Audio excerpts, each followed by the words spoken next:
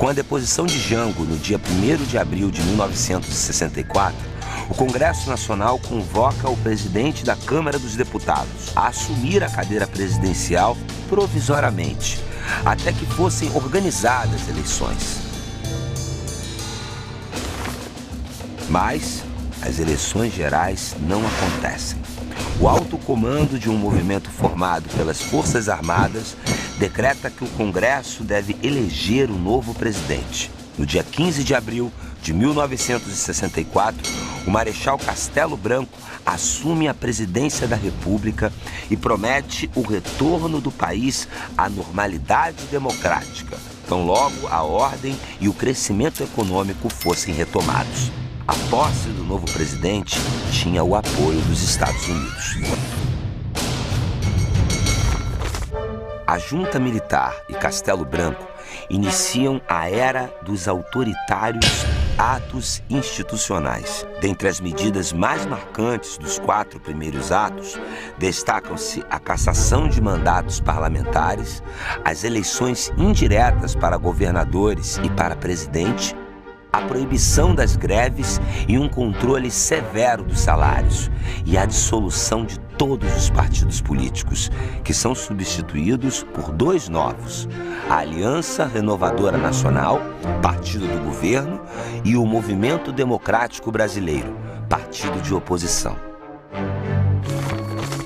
No fim de 1966, o presidente fecha o Congresso e uma nova Constituição é imposta.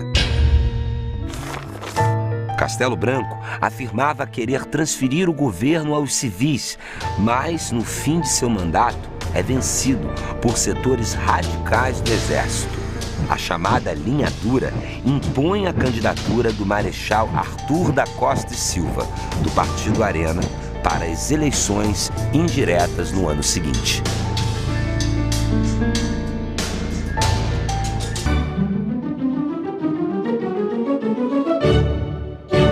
O Marechal Arthur da Costa e Silva participou ativamente do golpe militar de 1964. Ele é eleito presidente em outubro de 1966, em votação no Congresso Nacional. O governo lança o Programa de Desenvolvimento, que defendia uma participação maior do Estado na economia. Começa também um grande estímulo às exportações das multinacionais sediadas no Brasil, que deixavam de pagar vários impostos. O governo militar enfrenta um forte movimento de oposição por parte dos líderes políticos afastados e principalmente dos estudantes, que se revoltam com as medidas polêmicas para transformar o ensino público em privado. O movimento ganha a participação da classe operária. Em março de 1968, morre o estudante Edson Luiz em conflito com a polícia militar carioca. A revolta da população aumenta e os estudantes organizam a passeata dos 100 mil no Rio de Janeiro. Jornais estrangeiros começam a denunciar a tortura aplicada em presos políticos. Na Câmara, um discurso histórico do deputado Márcio Moreira Alves, do Movimento Democrático Brasileiro, reforça as denúncias. Costa e Silva tenta cassar o mandato do deputado, mas é impedido pela Câmara. É aí que o presidente baixa o ato institucional de número 5. Munido do AI-5, Costa e Silva fecha o Congresso e caça deputados mesmo sem autorização. O presidente também passa a ter o poder de intervir nos estados e municípios e tirar os direitos políticos de qualquer cidadão. Enquanto o regime militar endurecia, a saúde de Costa e Silva começava a fraquejar. O Marechal se afasta da presidência em agosto de 1969 por complicações com uma trombose. Os militares impedem a posse de Pedro Aleixo, o vice-presidente civil. Uma junta militar composta por 3 ministros, Márcio de Souza Melo, Augusto Rademacher e Aurélio Lira Tavares, assume o poder. Eles baixam o ato institucional 14, que prepara a posse do general Médici e legaliza a pena de morte e a prisão perpétua contra o que chamam de guerra psicológica, revolucionária ou subversiva. Em dezembro de 1969, Costa e Silva morre.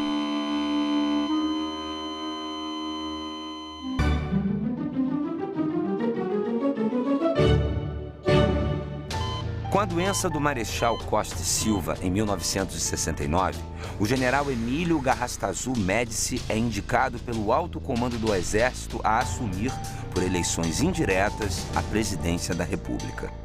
No campo econômico, seu governo é marcado por uma conjuntura externa favorável e o país vive uma expansão inédita da economia. Isso se reflete no Plano de Integração Nacional, que iniciou grandes obras, como as usinas hidrelétricas de Itaipu e Ilha Solteira e as rodovias Transamazônica, Cuiabá-Santarém e Manaus-Porto Velho. O chamado milagre econômico se reflete no crescimento do PIB, na estabilização da inflação e no aumento do emprego e do mercado interno. Por outro lado, em seu governo, se reforçam as perseguições e a tortura, a censura aos meios de comunicação e as prisões políticas. O governo Médici permite a cassação imediata de mandatos, o afastamento do serviço público e a abertura de inquérito contra qualquer pessoa que ameaçasse a ordem estabelecida pelo regime militar. Estas medidas se baseiam na reforma constitucional imposta pela Junta Militar em 1969, que colocou dentro da Constituição as medidas autoritárias do AI-5 e dos atos anteriores. O fechamento da vida política leva as organizações de esquerda a optarem pela luta armada nas cidades e as guerrilhas no campo. O governo responde com mais força, criando órgãos de repressão que passam a atuar praticamente sem limites. O resultado é um grande número de opositores políticos desaparecidos, torturados e mortos. No fim do mandato de Médici, os militares escolhem o general Ernesto Geisel, candidato da Arena, para substituí-lo na presidência da República.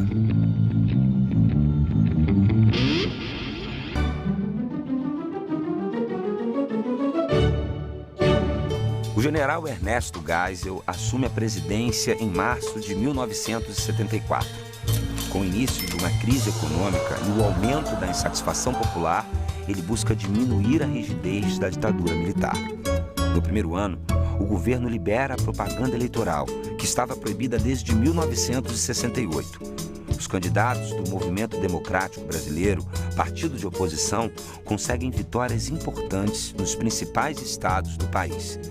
Em 1975, termina a censura prévia aos grandes jornais e a quase todos os veículos de comunicação. Mas as atitudes de abertura contrastam com momentos bem autoritários protagonizados pelo DOI-CODE, o Destacamento de Operações de Informações, órgão de repressão criado anos antes pelo regime militar. O governo de Geisel intensifica a repressão às organizações de oposição à ditadura. Entre as denúncias de tortura, um caso se destaca: o suposto suicídio por enforcamento do jornalista Vladimir Herzog no DOI-CODE de São Paulo. O episódio gera mais protestos e manifestações contra o governo. Em 1977, o parlamento não aprova uma lei de reforma jurídica proposta pelo governo. Em represália, o Congresso é fechado por 14 dias. Os militares também lançam um conjunto de medidas que estabelece a eleição indireta dos governadores e o controle sobre a eleição de deputados e senadores. Na política externa, pela primeira vez, o governo militar abre mão de apoiar exclusivamente os Estados Unidos e passa a fazer novas alianças. Geisel estimula as relações comerciais e diplomáticas com a Ásia, África e Europa. O Brasil também reata com a China comunista e reconhece o primeiro governo democrático português após a ditadura de Salazar. O presidente deixa o poder em março de 1979, quando assume o general João Figueiredo. A última grande medida política de Geisel é a extinção do AI-5, o ato institucional mais repressor da ditadura.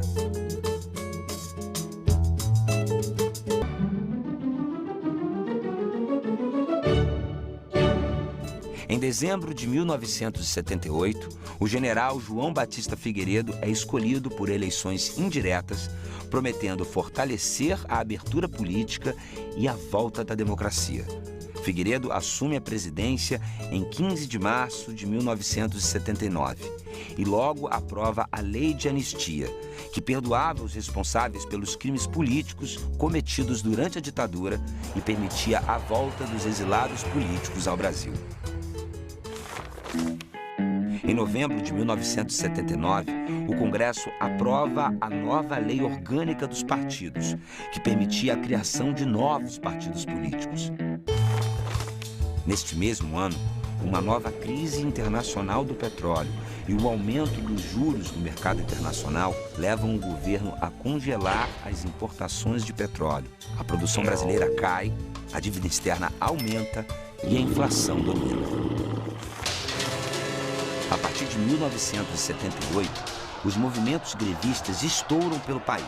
No ABC Paulista, se torna conhecida a paralisação dos metalúrgicos. Com as greves, vêm as demissões, os choques com a polícia e o exército, muitas intervenções em sindicatos e a prisão de suas lideranças. De 1980 em diante, grupos de direita são acusados por atentados à bomba, que causam pânico na população. Em 1981, 2 bombas explodem no Rio Centro, no Rio de Janeiro, durante um show que comemorava o Dia do Trabalho. O episódio vira um escândalo quando os militares acusados são inocentados. Em 1983, uma frente única de diversos partidos e entidades de oposição organiza uma campanha nacional pedindo eleições diretas para a presidência da República. A direta já. A campanha toma o país e gera uma grande comoção na população brasileira. Mas é derrotada na Câmara em abril de 1984. As eleições de 1985 continuam sendo indiretas, mas candidatos civis são eleitos. Tancredo Neves para presidente e José Sarney como vice, marcando o fim de uma era de 20 anos de ditadura militar no Brasil.